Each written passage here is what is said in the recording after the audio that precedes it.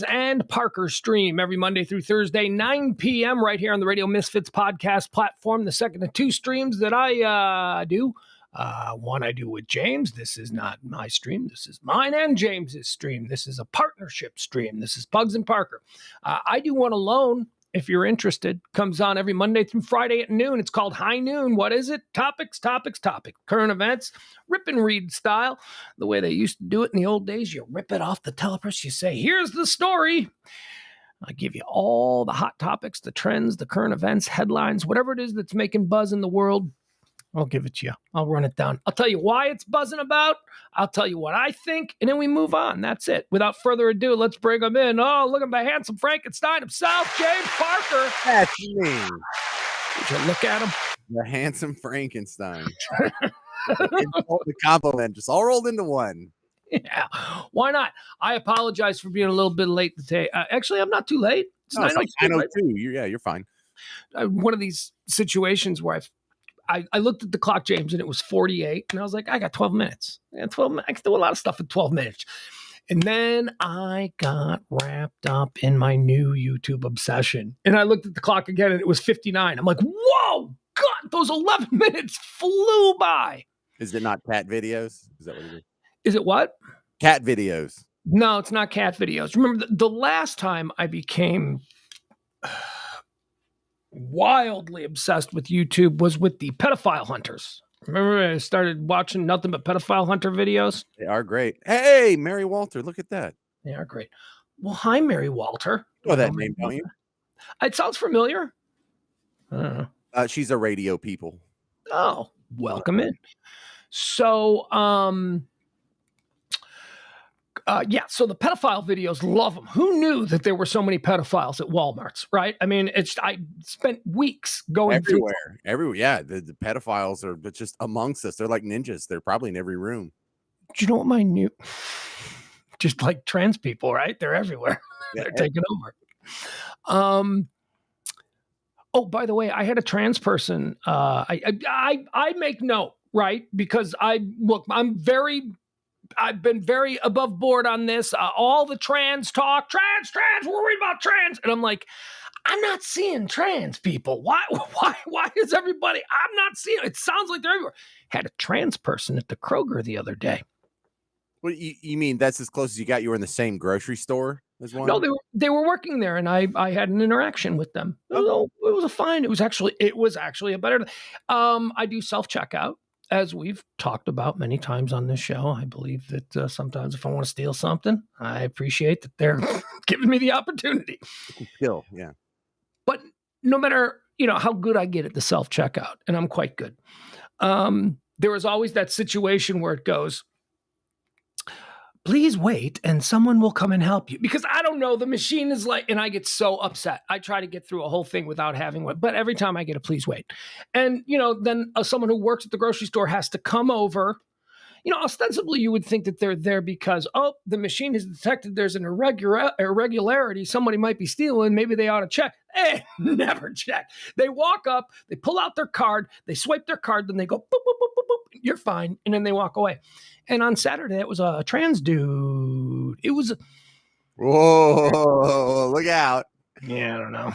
I don't know what it was. I don't know what they were. Didn't have on makeup because then it's a trans woman. Okay, yes. Trans woman. There you go. Makeup. So it was someone who I thought was a guy wearing mascara with. Trans woman then. Yeah, okay. But not like, not all, maybe they're dipping their toe in it. Like they weren't like full blown. It wasn't, Well, they're not going to show up in a Dorothy dress. They're still at work, Of course. You're right. Who knows this was Saturday afternoon. Who knows what they were? They're all gussied up at noon. Anyway, that's neither here nor there. So my new obsession, James, no longer pedophile hunters. Car chases like these. These car chases, like the helicopters there. It's like, now they're pulling on to Sepulveda. There are hundreds of them from Los Angeles. They all go on for hours. Some of them are like 4 hours long. And I find myself just watching them. And I listen to, James, this is the most beautiful part. Lacey's here. Look at Lacey, executive producer of Mansplaining. Lacey G hanging out in the chat room. Some of them go on for 4 hours, and the people doing the play-by-play at some point become like talk show hosts. It becomes like, and they're just talking about this one event. It's really enjoyable. It's in some cases. James, I found one that I'd like to play a little bit for you at some point today. We'll get to it here in the next hour. But it's crazy. It's crazy good. It's one of the better ones. And hold on. It says, oops, seems like one of your streams is having connection issues. All right, now it's cleaned itself up. Dude, this comes from the one that I was watching that I want to share a little bit with you later tonight. Comes from Los Angeles. All the good ones come from LA. And that's fun too, because they roll down Hollywood Boulevard. It is the epicenter. Yeah, it's great. And it's things you recognize. Like you see things, oh, look, they're going by the Hollywood sign. That whole thing. Right. Is that the Getty Museum? Yeah. It's recognizable. And you don't see that in New York or Chicago. It's way too congested. But in LA, it's car culture and it's more wide open. So, so this play-by-play. Oh, oftentimes there is an online Fox 10 in Phoenix. Fantastic. They go live to cover any car chase anywhere. Doesn't have to be in Phoenix. They just jump on the screen. Oh, yeah. Someone needs to own that. There's right. A place in this world for that affiliate. It's fantastic. So Fox 10 in Phoenix, I was watching their coverage of a live police chase in Los Angeles. And guess who the lead play-by-play anchor was? Failed Arizona gubernatorial candidate Kari Lake. Kari Lake did 2 hours of play-by-play on this car chase. And James, some things made me wince. Some things made me go, oh yeah, she's not a serious person.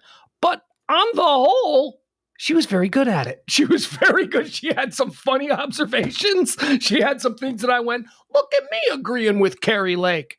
There were other things that she... Isn't that a good feeling, though? Because, like, me and Keith Olbermann's politics do not mix at all.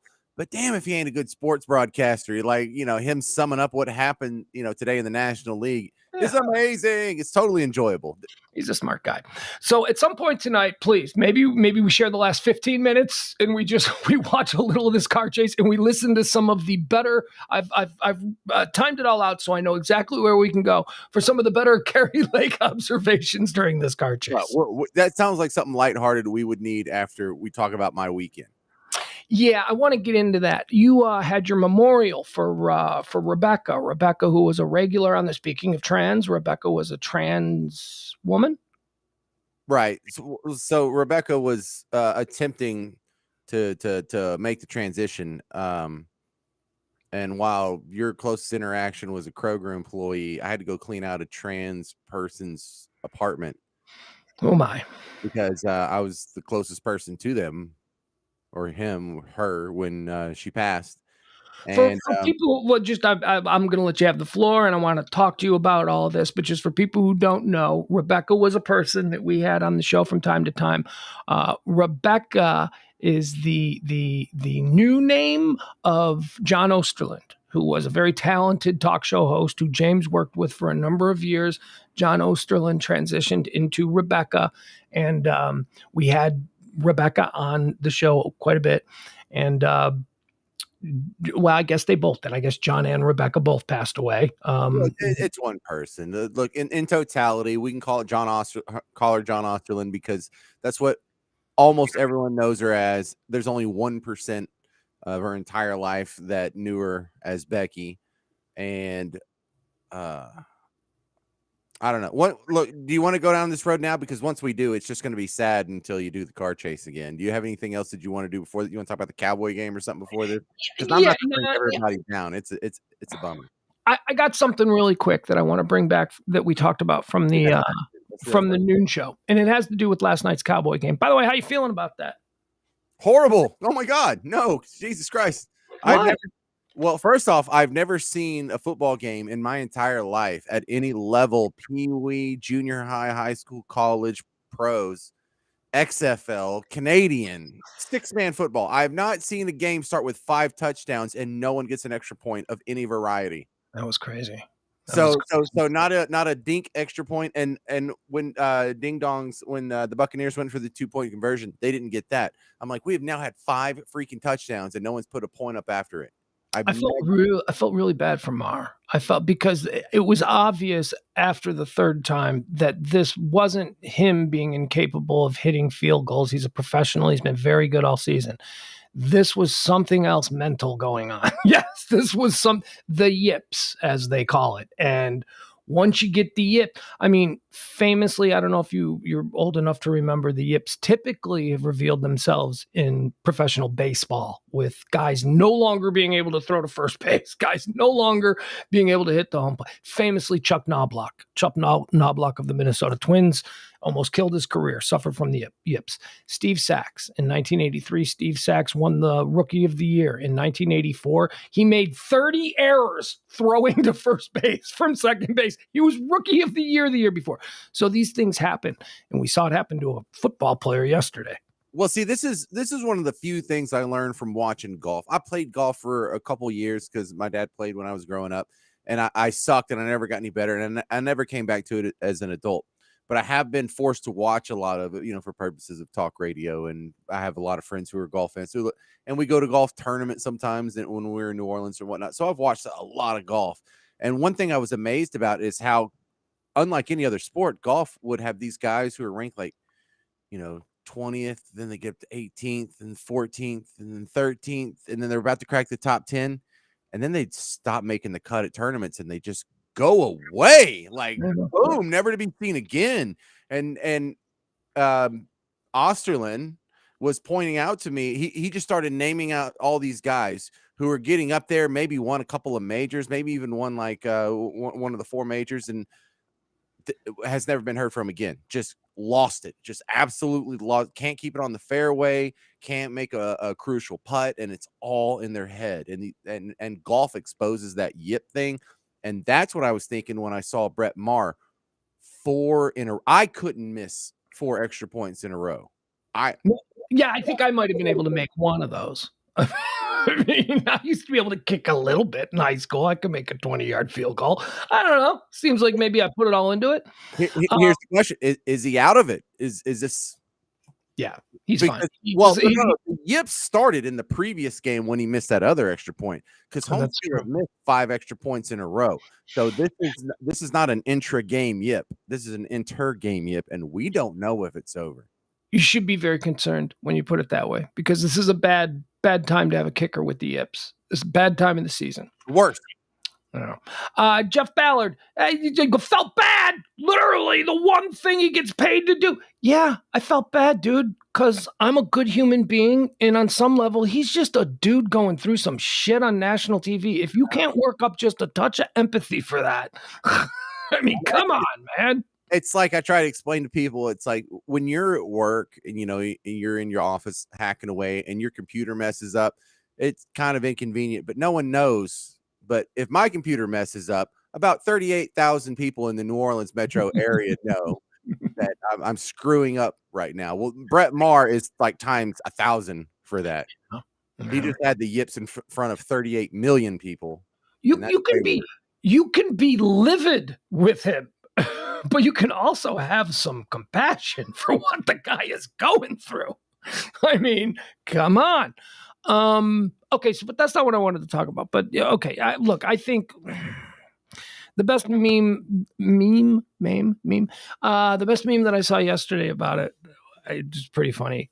And God love you, I know you're a Cowboy fan. I'm a secondary Cowboy fan, but the meme said, why is everybody worried about tonight's game? Y'all know you're going to get blown out against the 49ers. And I'm like, you know what? Dude, that's the one that scares me.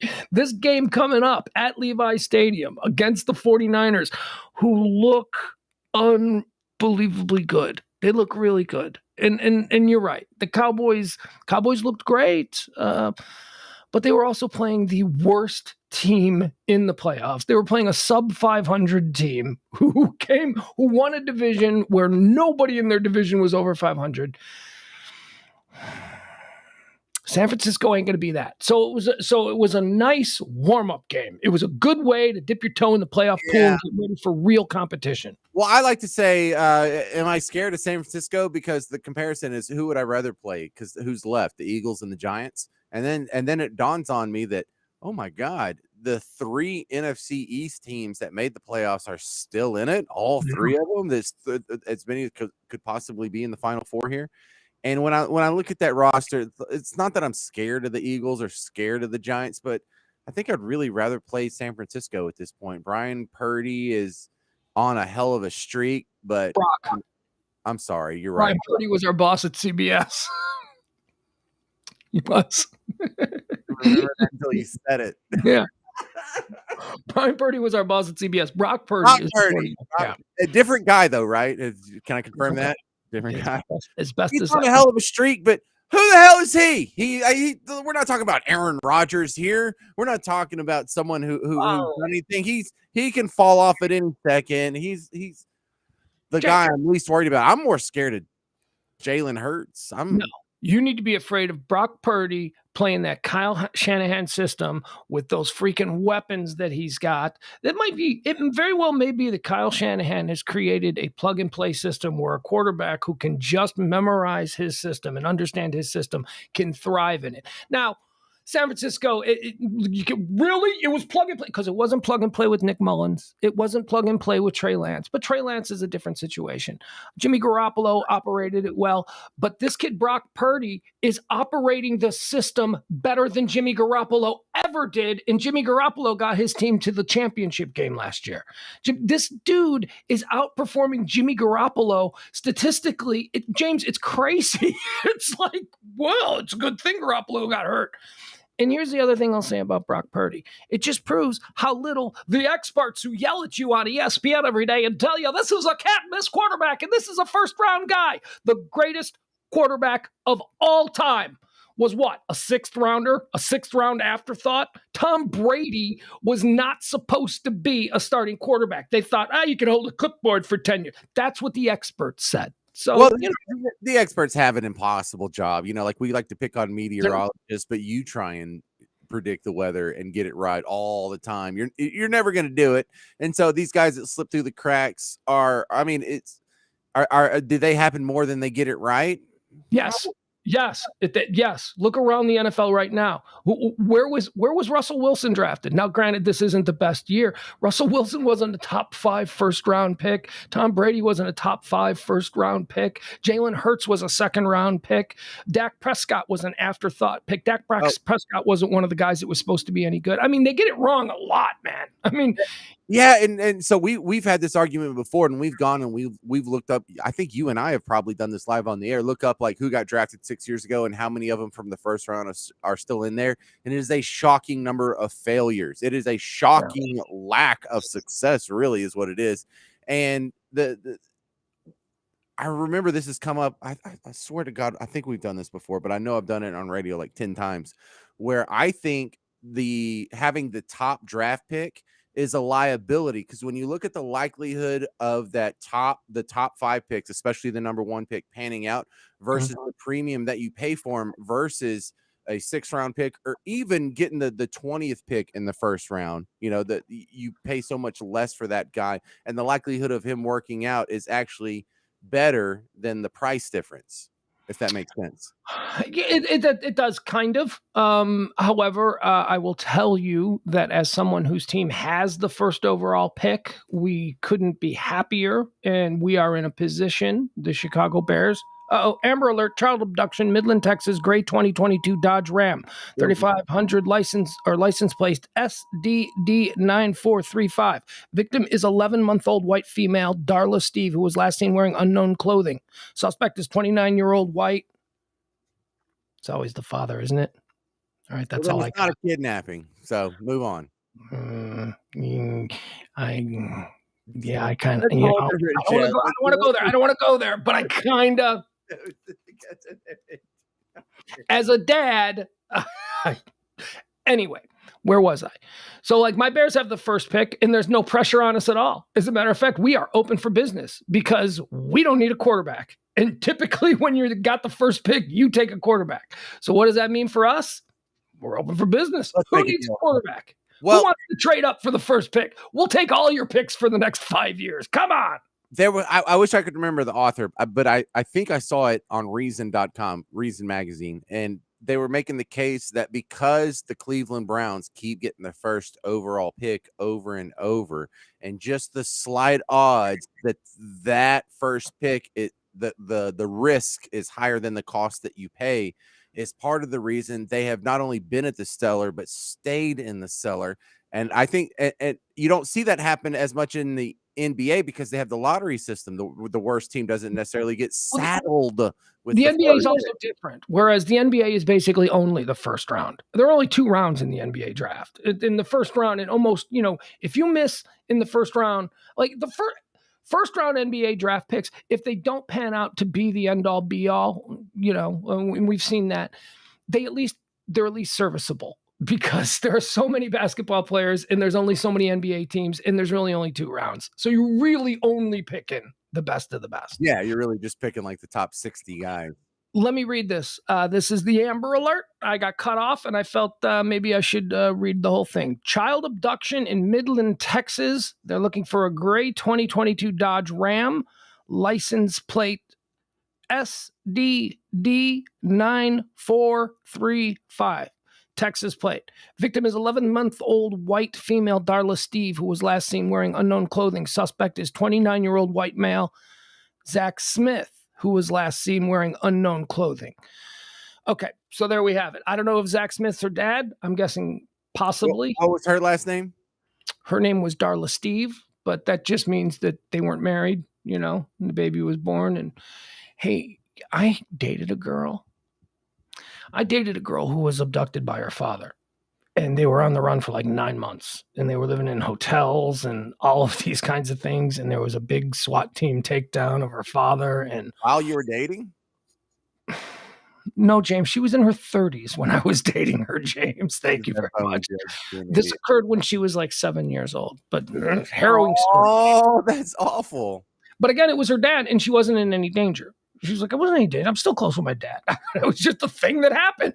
The overwhelming majority of air quotes kidnappings are there.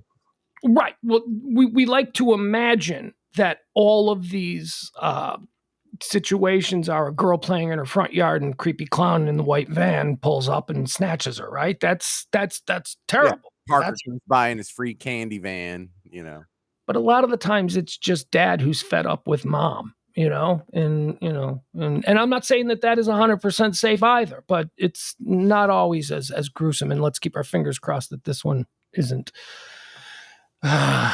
gruesome. Okay. So anyway, no one's kidnapping a baby. Please, can I change diapers for the next 36 hours? That's what I want. No, this guy loves the kiddo, and it's a family dispute. Loves him, but what? Maybe he's a junkie. Maybe, we don't know what kind of environment. 2022 Ram. I'm driving a 2006 pickup. This guy's doing better than me, and he's 29. Dude, maybe, it's not just a 2020. Maybe you should have the kiddo or something. I don't know. It's not just a 2022 Ram. It's a 2022 Ram 3500. So it's like, as much as my house, yeah. Yeah, it's a nice one.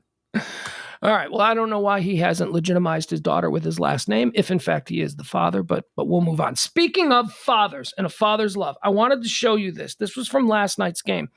I wonder if you saw this, and I want to get your take on it. We talked about it. It was trending earlier today because there's a lot of pieces of shit in this world, and they like to talk about how big a pieces of garbage they are on Twitter. And so I want to show you this. Now, you tell me what you think of this, okay? Now, I know, do you hate Tom Brady like I hate Tom Brady? No, not at all. I don't hate Tom Brady. I realize he's probably like a dick to hang out with. Like, we wouldn't be friends if me and you and him went to hang out in Nikita or whatever.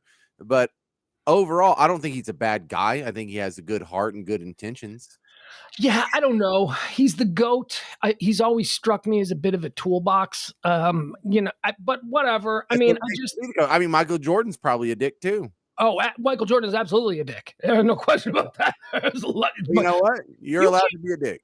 You can't walk around as Michael Jordan for 30 years and not end up just being kind of a selfish narcissist, right? I would be worse. I can go ahead and safely admit I would be worse than Michael Jordan. If I was Michael Jordan, I would be a bigger dick. You want to know check this out. Here's a little fun fact about Michael Jordan that I just discovered last night. Okay. Last night? Yeah, last night. This is funny. And I've actually got it here in my notes. I wanted to mention it today. So thank you for walking me into this naturally. Good.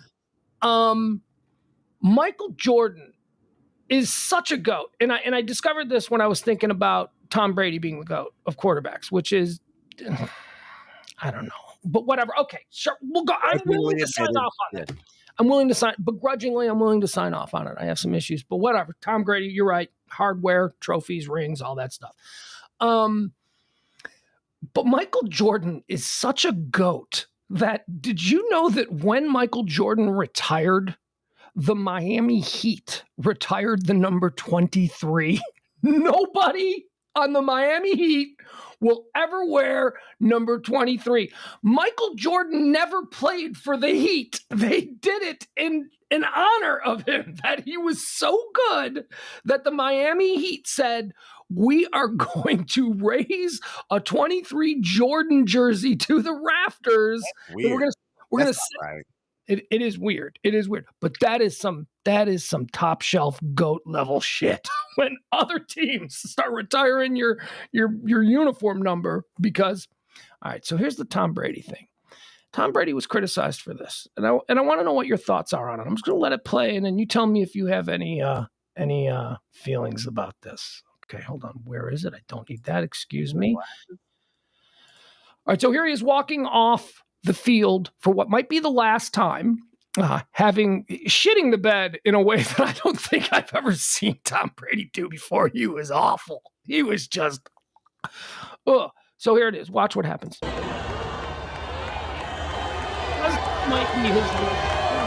His mother, father, and sister are waiting for him in the tunnel. Okay. All right, see him smiling. He sees his mom and dad and his sister. So he's walking up to them.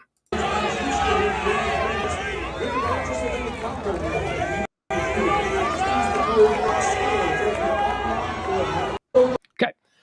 So my question to you, James, is, did you see anything wrong there? Oh, like when he kissed his dad on the mouth? Yeah. Yeah, so I have the same feeling as when I saw Lil Wayne kiss Birdman on the mouth like 15 years ago.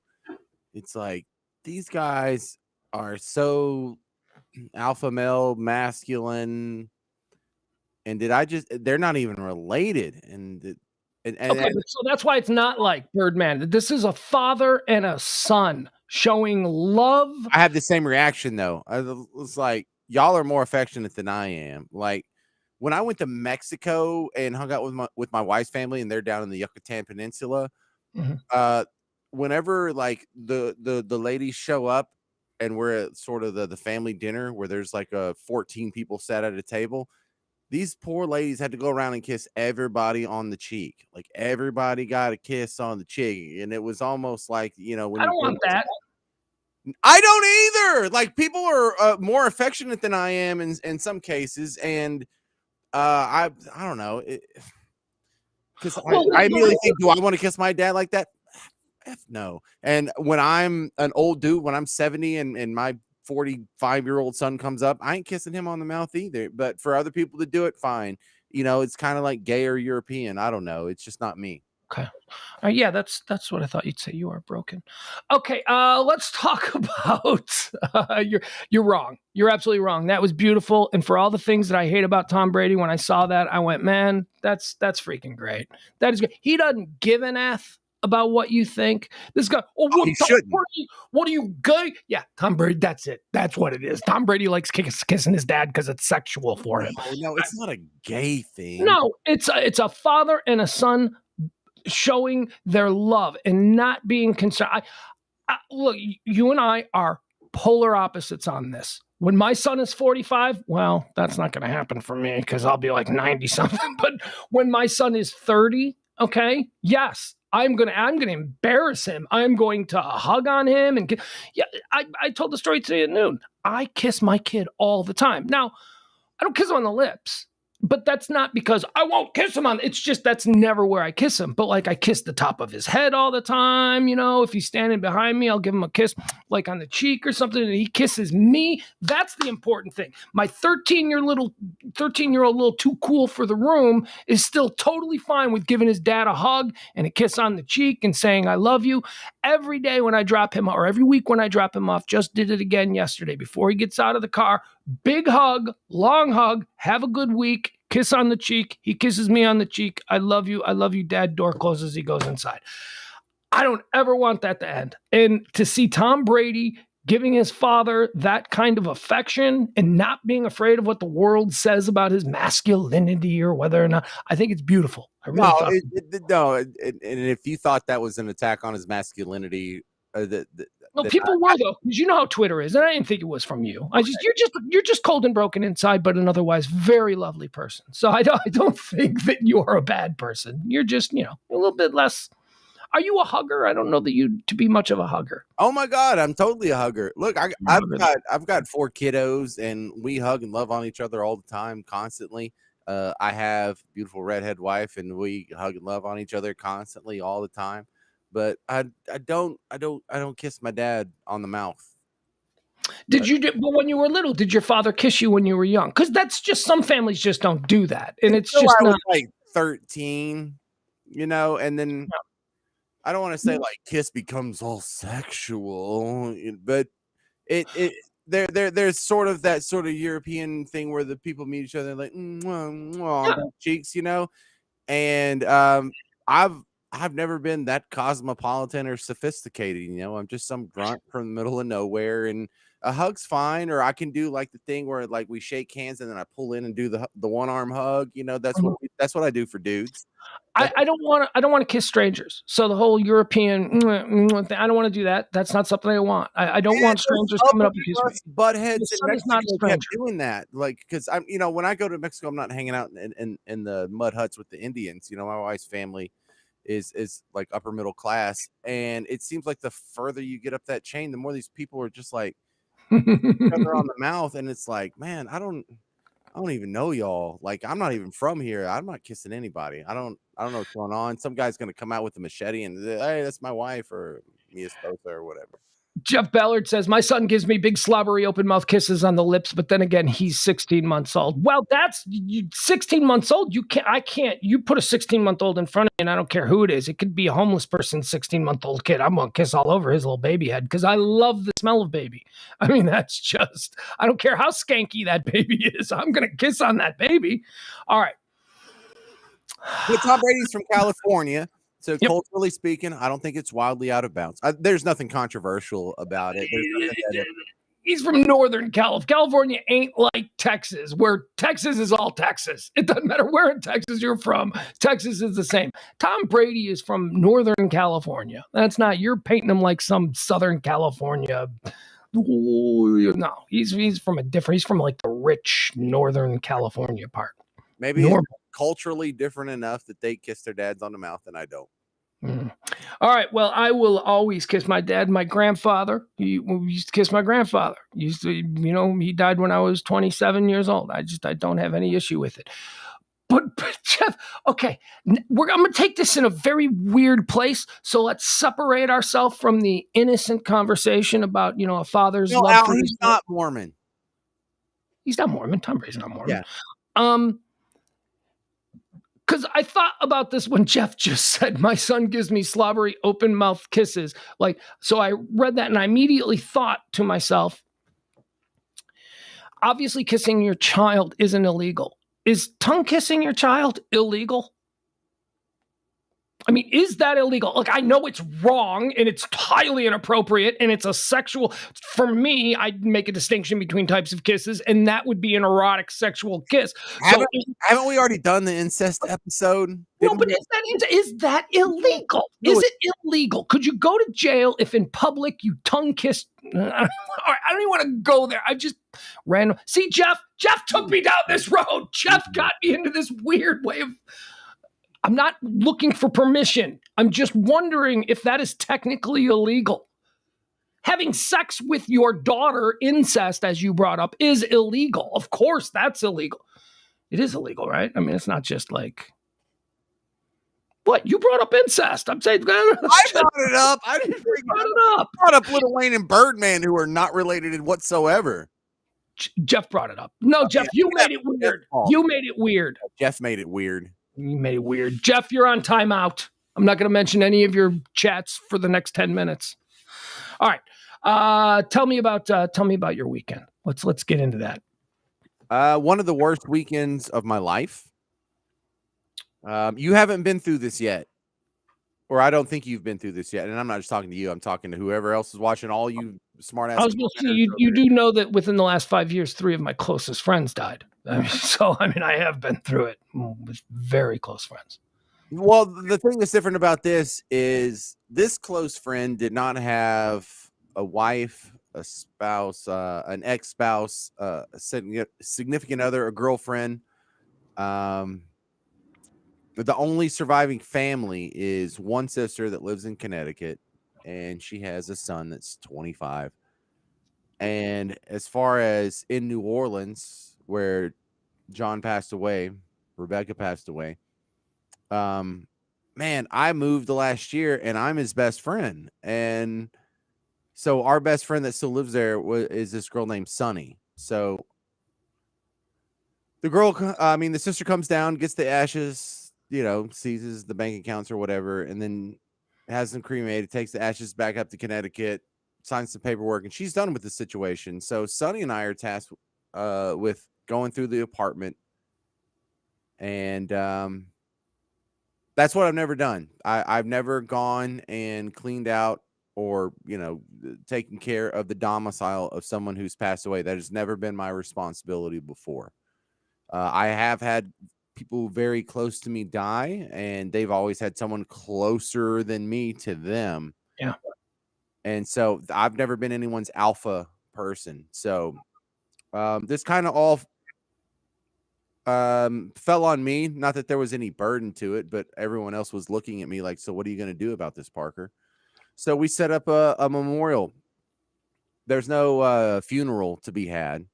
So we just reserved the room at the yacht club and invited people. We didn't make it public. We didn't put it on any social media, Facebook or anything. It was just for friends. And we didn't do this on her behalf. We did it on our behalf. And so that was two weird things. First off, any questions? What's up?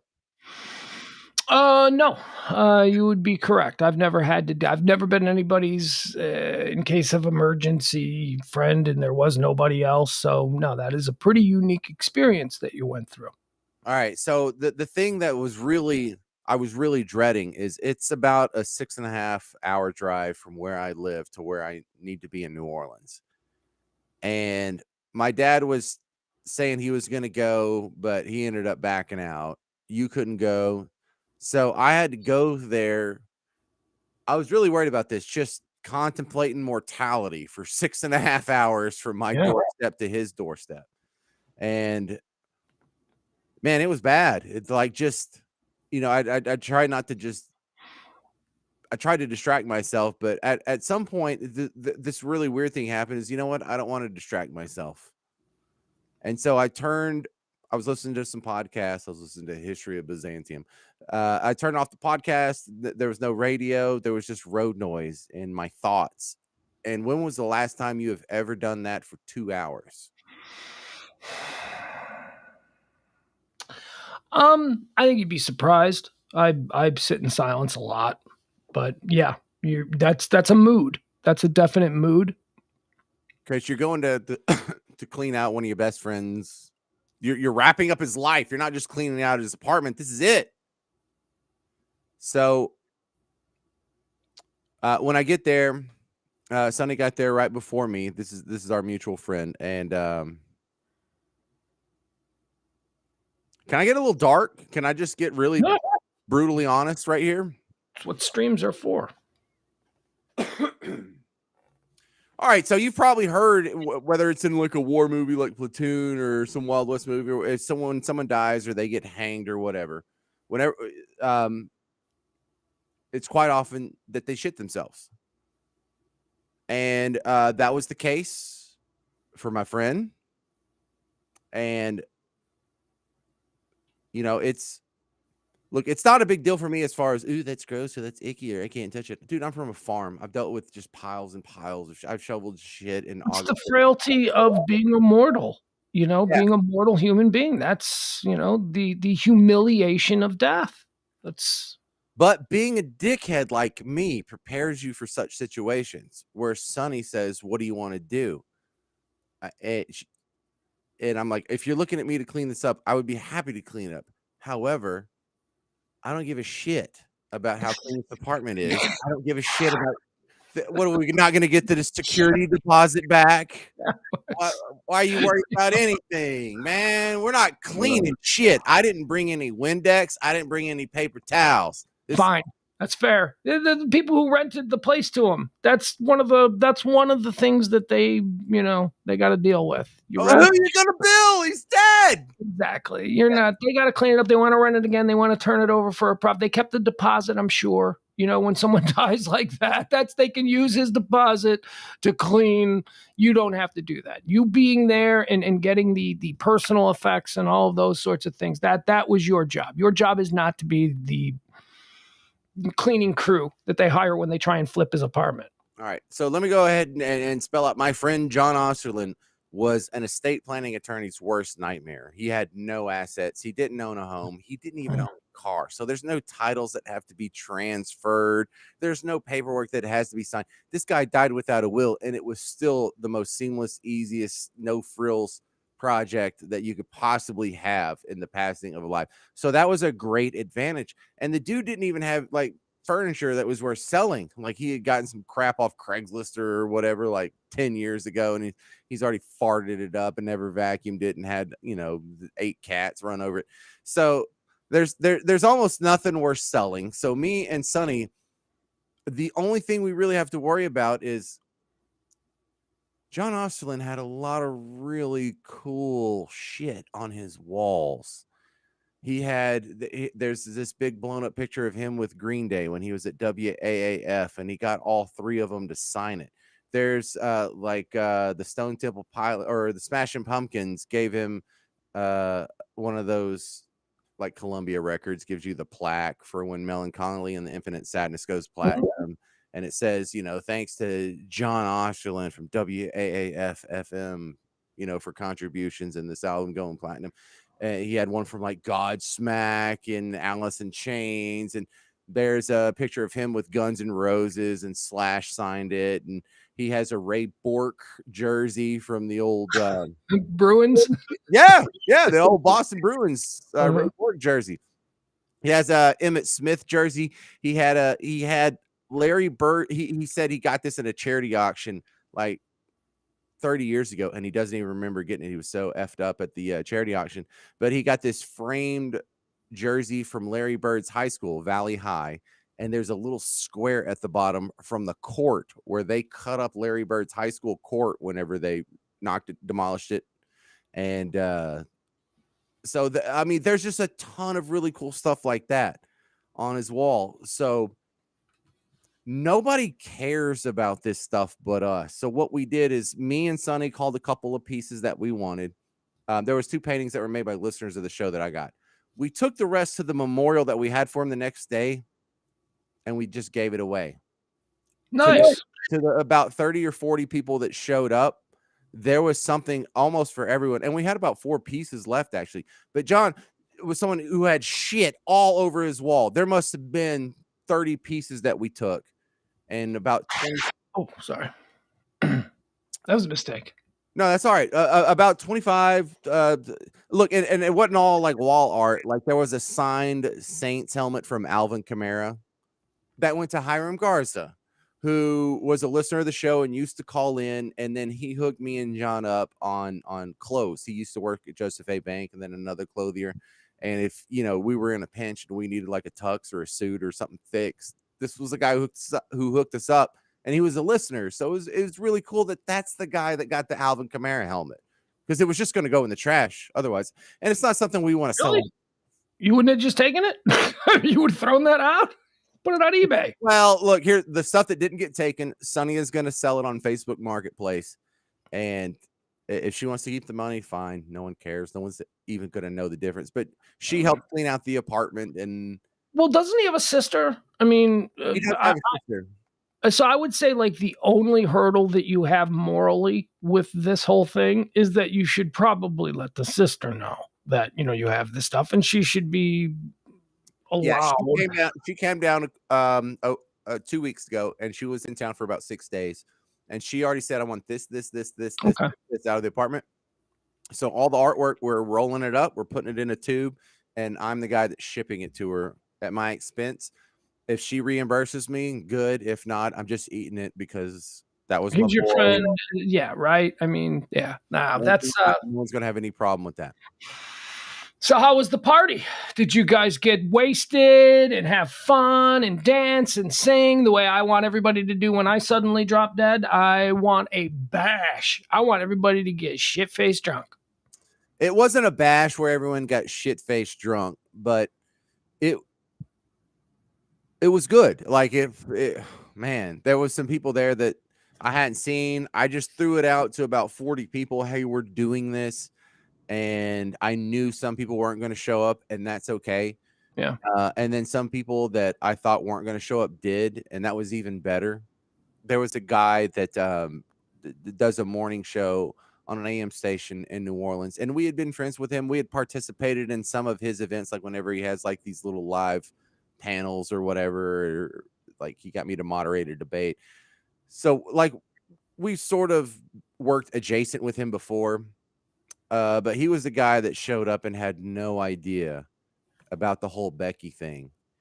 And you know, yeah, and he's a yeah. Well, no, time out here. Time before you get too far downfield on this one.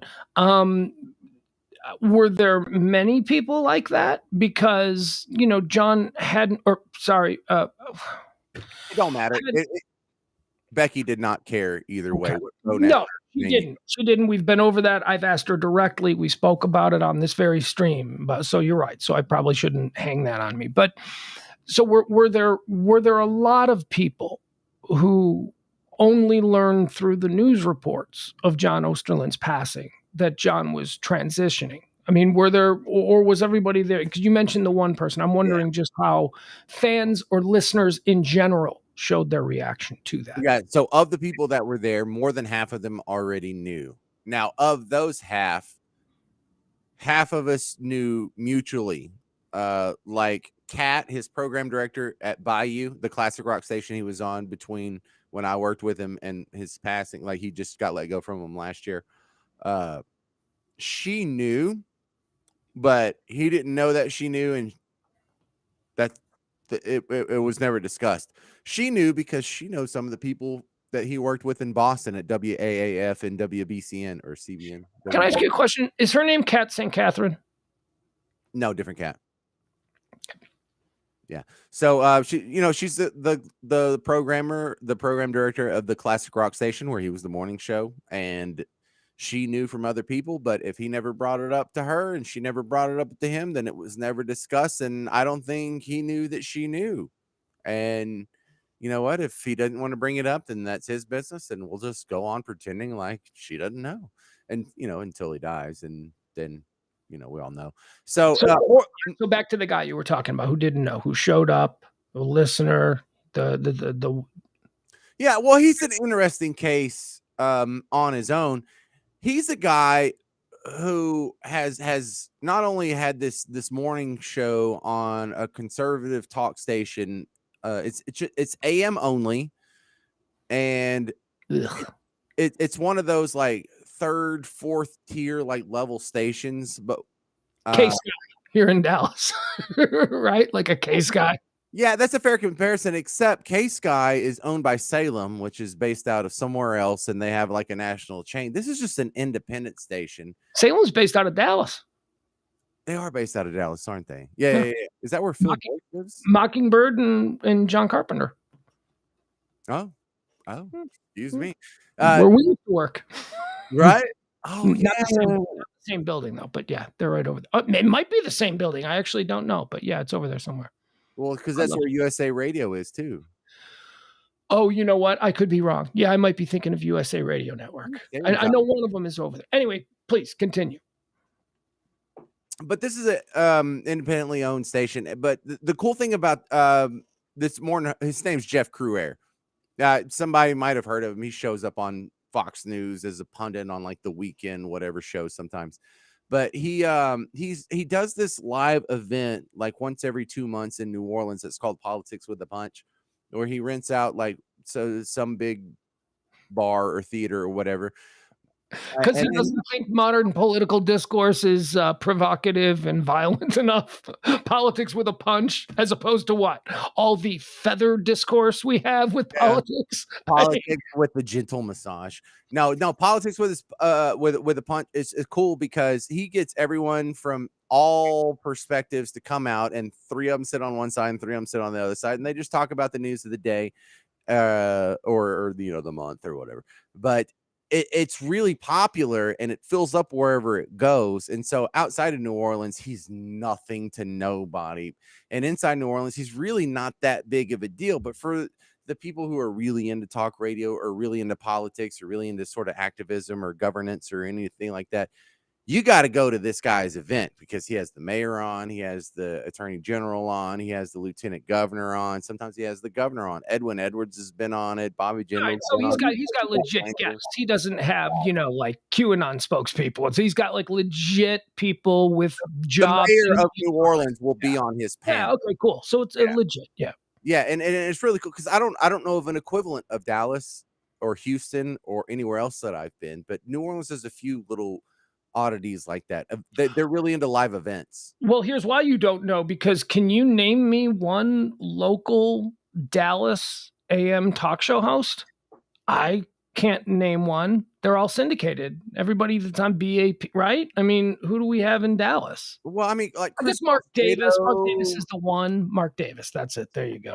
I could imagine Chris Crock actually doing such a thing, but Jeff Cruer is not I don't want to say Chris Crock is a dick, but he's intentionally abrasive. Yeah, and is he even still here? Is Chris Crock still on the air? I think so. In Dallas? Okay. Yeah, based out BAP, right? Yeah. Okay. Dude, if I'm in the mood for him, I like him, but sometimes I'm just not in the mood for that. But Jeff Cruer, so this is a guy that is I don't want to say he's hyper conservative, but he's a 1,000 times more conservative than I am. I'm way more libertarian. So I was pleasantly surprised or pleasantly pleased by how open and accepting he was, and his questioning was incredibly respectful. And I don't want to say he was falling all over himself to be respectful, but trying too hard. No. Well, no. It was. Hold on. We need to time out. Charles Ryan Lammers. He's just naming freak hosts now, which is cool. I mean, look, Jeff Kavanaugh, KT, love KT. Don't know Julie, but I think she's great.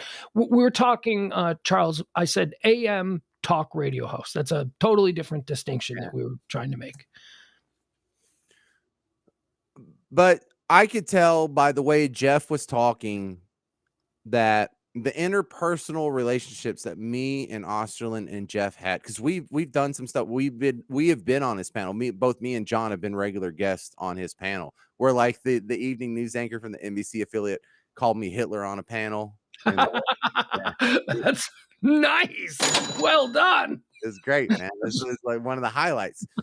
Like these panels are the jam, dude. I can't explain how cool the little politics with the punch panels are. And this guy was. He seemed like he was falling all over himself to understand. He wanted, because he knew John, but he didn't know anything. He probably liked John, right? He definitely did. He definitely he was not on in the same time slot. So he said, if he was in the car and we were on, he was probably listening to us. But there hasn't been, seriously, I mean literally zero complaints or skepticism or snide comments or negative reaction about the whole Rebecca thing. I did not expect that.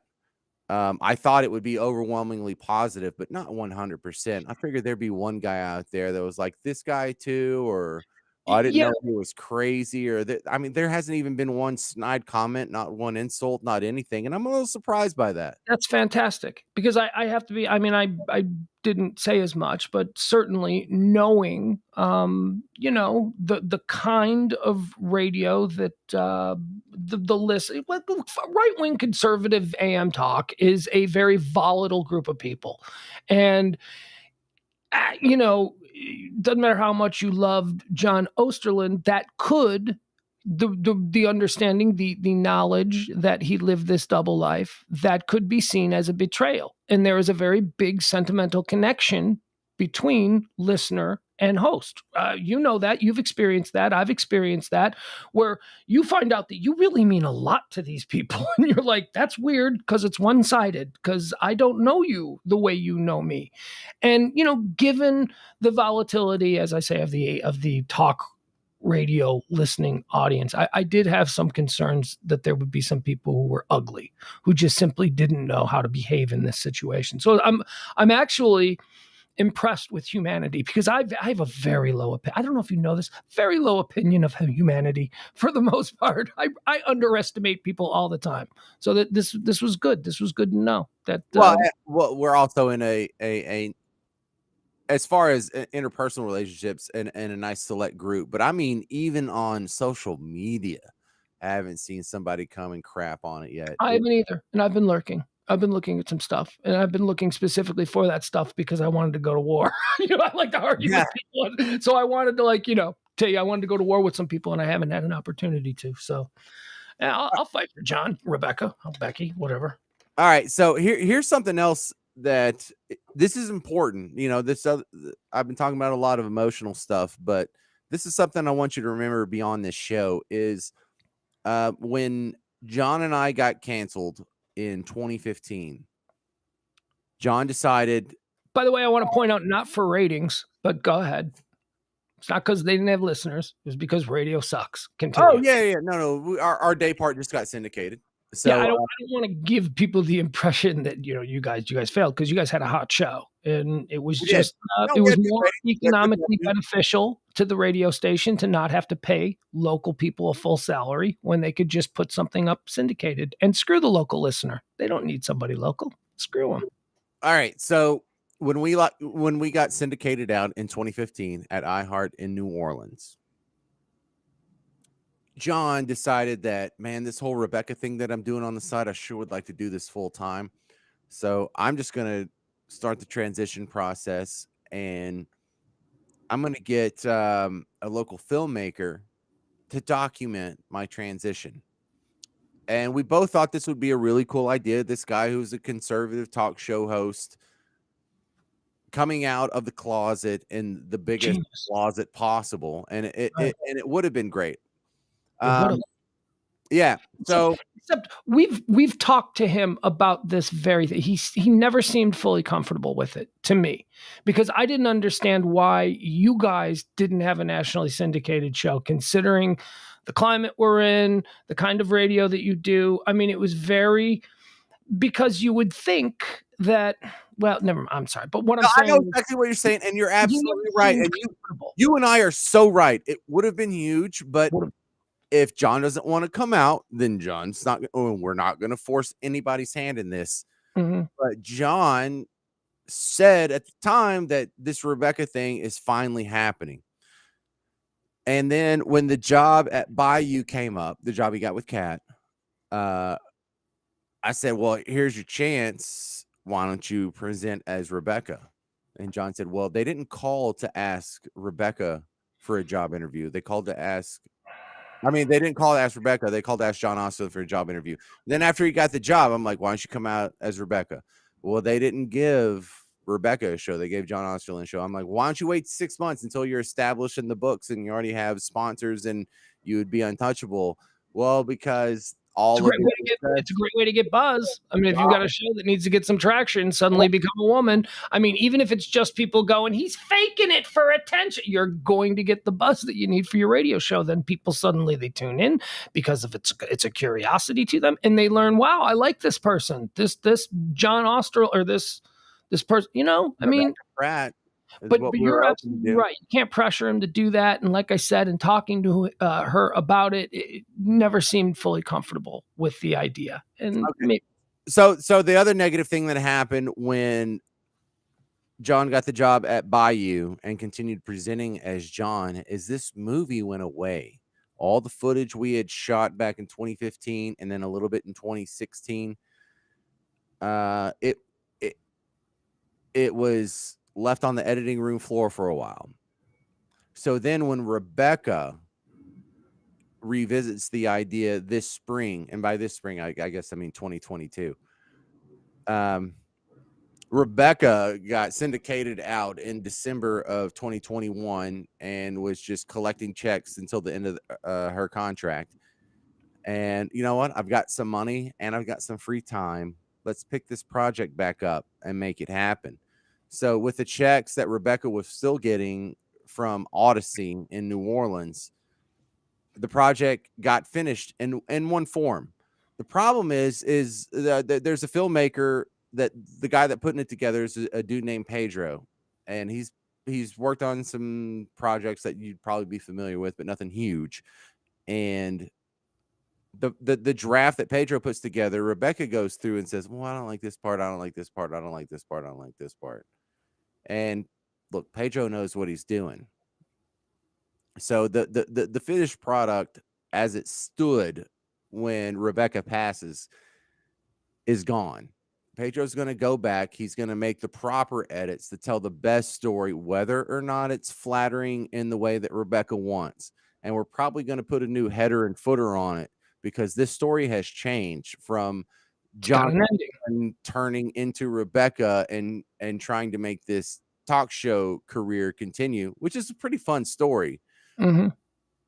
It now becomes a tragedy in the fact that we have the story of a trans woman that always wanted to come out and was always on the precipice of it, but kept putting it off, never got to live her dream, and died not knowing what it would have been like to live her true self. And so that may be some beautiful little piece of art that can come out of this tragedy. And I'm hoping this works out. But you guys are the first person to know about any of this in this format. And I just want to throw it out there because I hope to God something happens with this. Man, I've been wondering about that. I've been the documentary, look,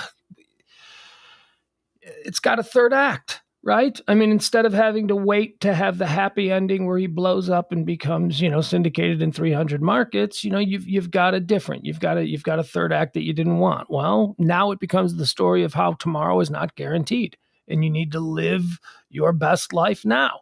Because for all the best laid plans in the world, death didn't wait for, John to get off the couch or Rebecca. He didn't wait. Tomorrow is not guaranteed. That's a new message that is now something that can be a very strong motor for this whole story.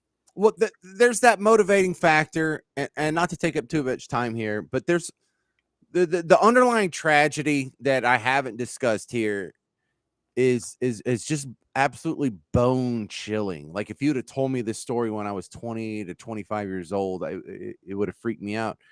Because here is a guy with a good heart who never hurt anybody, who was a good friend, who almost has no enemies. And then that's unheard of in the radio business. Fun to hang out with. Successful. Makes more money than I ever did, for sure.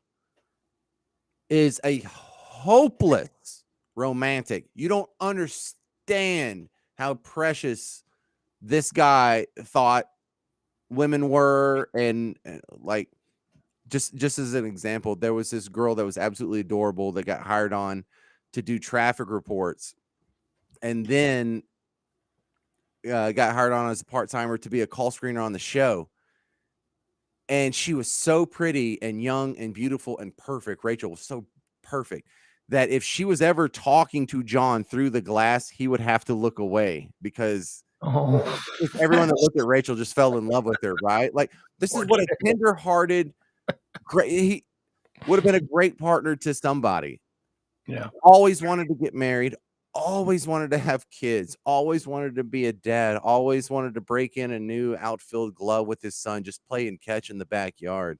And by the way, just for people listening, yeah, he was a trans woman.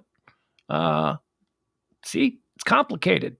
He was a trans woman, wanted to live as a woman, but still liked girls and wasn't gay. Um, No, although, although he did admit to being curious, but because of going out on dates with men as a woman. Look, people are complicated. I can't, but yeah, I mean, I think that's interesting that you're saying all this stuff because people hearing it for the first time are going, "But wait, I thought you said he was trans. What do you mean he wanted to get married and have kids?" Well, people are very complicated. There's a lot going on in a lot of people. it's a weird story. And I don't want to say Rebecca prevented that, but Rebecca was competition for this other lifestyle that was Yeah. was the dream, And you know what? I have seen now a few of my friends who have done nothing wrong. They are great people. They deserve to have all the happiness in life. They deserve to find their soulmate and fall in love and live happily ever after. And for some people who do nothing wrong, it just doesn't happen. So I have a question for you about the project.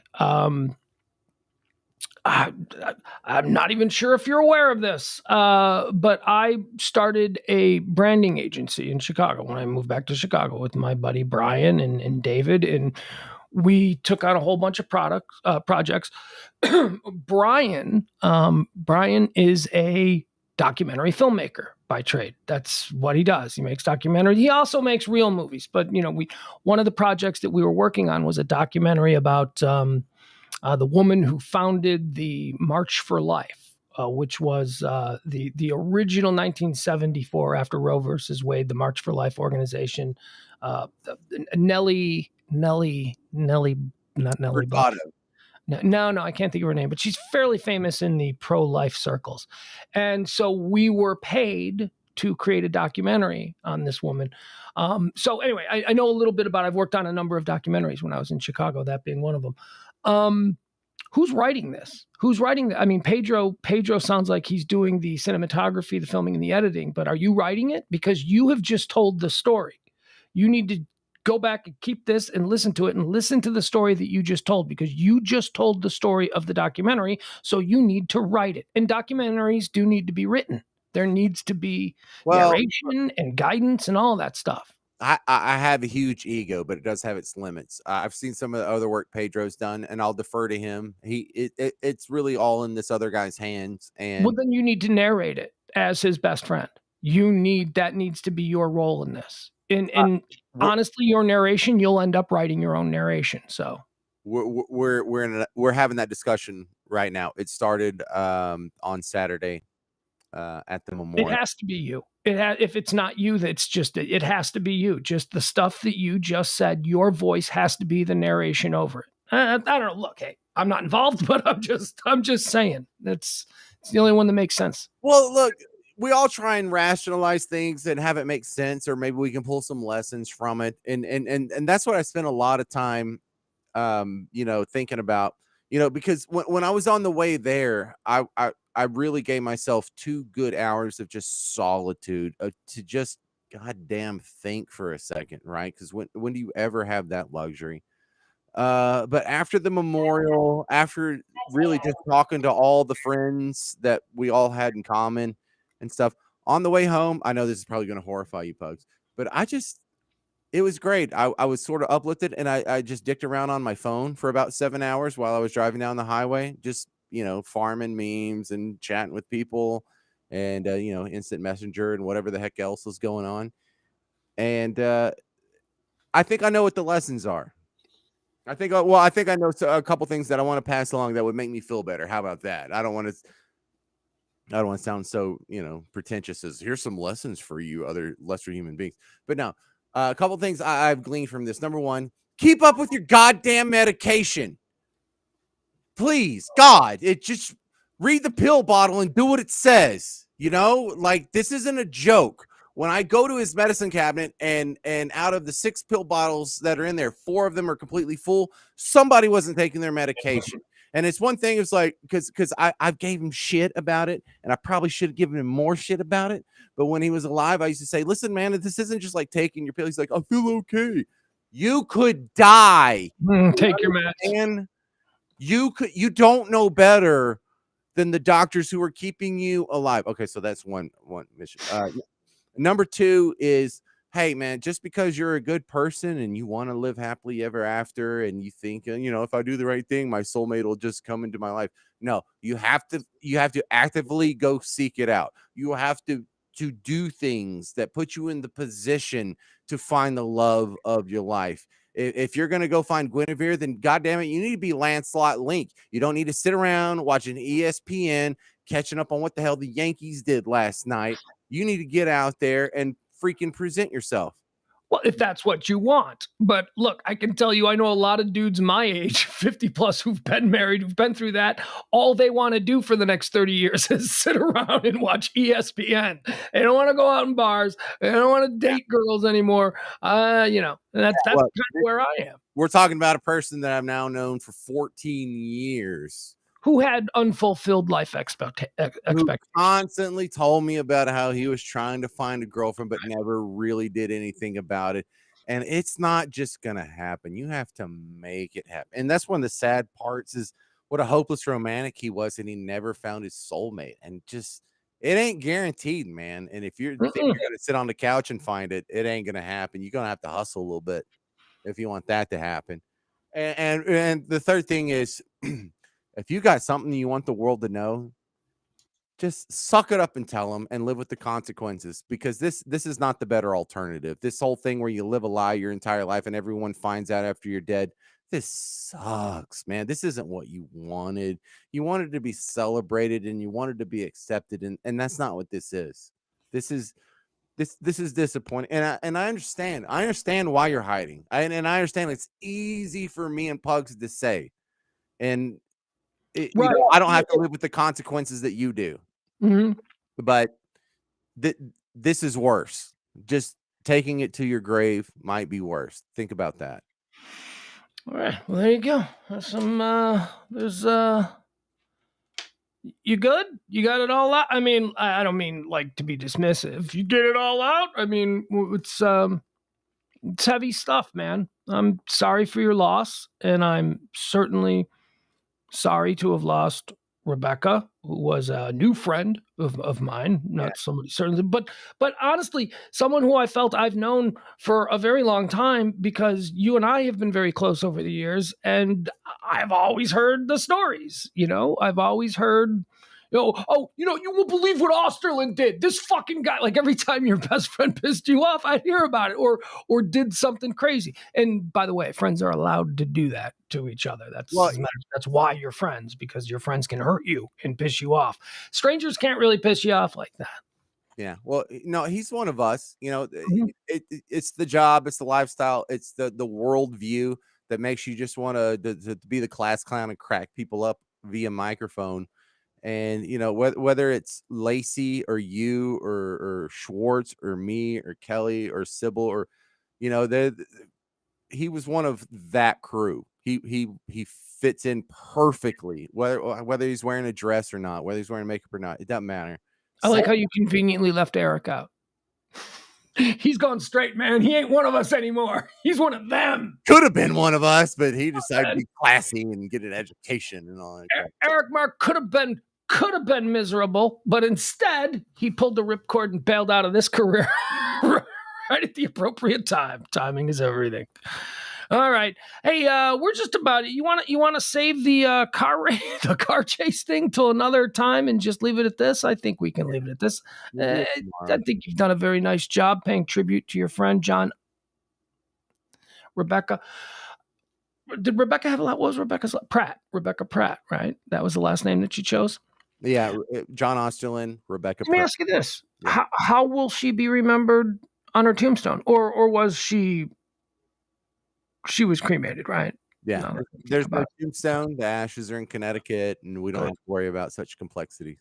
And look, I knew before the sister did. The cremation? No, the trans. Oh, really? Well, but obviously this wasn't a shock to the sister, right? She did have some warning, I would guess. Everything's a shock to the sister. She's a freaking basket case of a human being, far beyond anything. All right, we don't need. All right, all right, yeah, all right. We don't need. Well, She's I don't get along with the sister, and then that's going all through. right. I don't have to get along with everybody. No, It's fine. I have goodwill toward her you because don't ever have to see her again. That's right. fine. She's gone.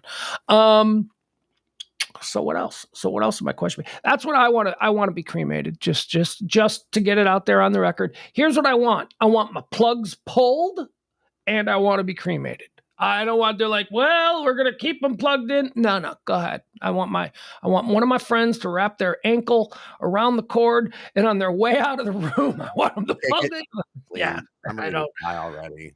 When it's time to go, it's time to go. Well, that was one thing that Rebecca / John and I totally agreed on, is that when I'm dead, I want you to just throw my body in the woods. Just play with it. Do whatever you want. Coyote, bear, whatever can come eat me. Just let the animals eat me. Just return me to nature. You don't have to put it in a box or bury it or cremate it. Just throw my carcass in the woods and let the animals have it.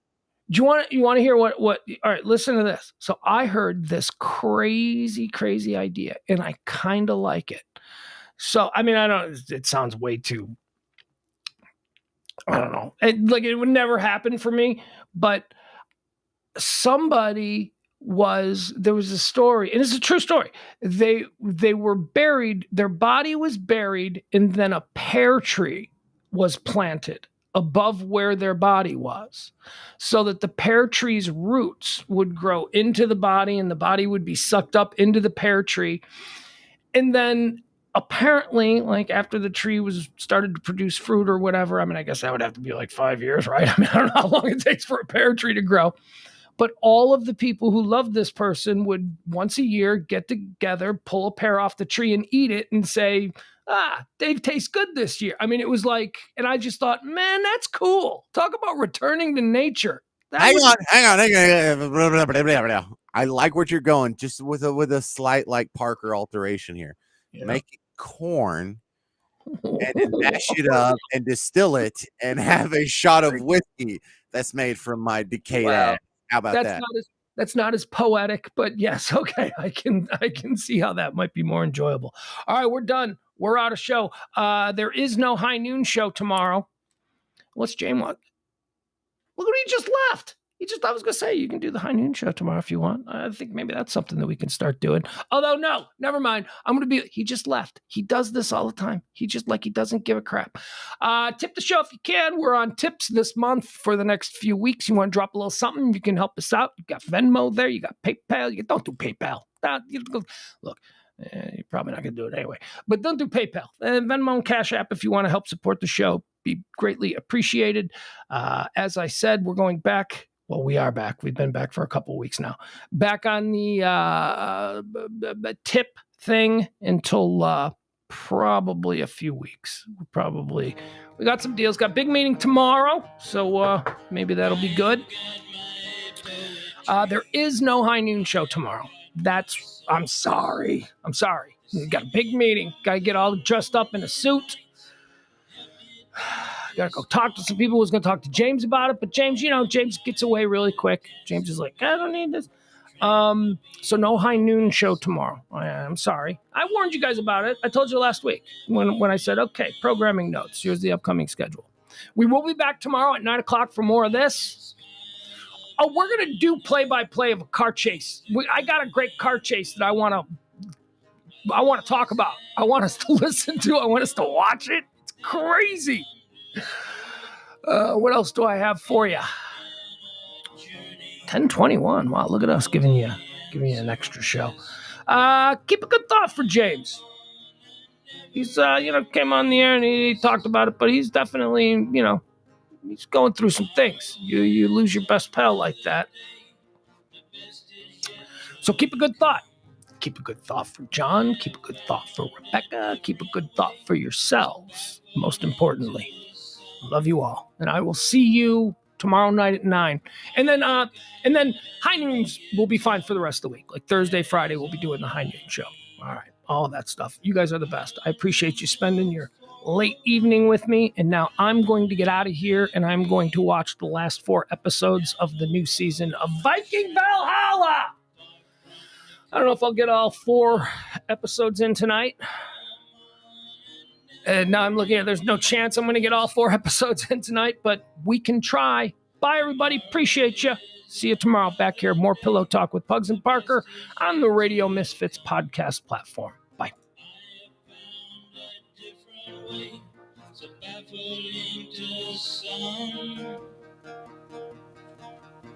I can smile a little now. Things are going good. I always had to be on guard. That is understood. Down the road I'll travel, far from the comfort nest. I am on a never-ending quest. I am on a never-ending quest.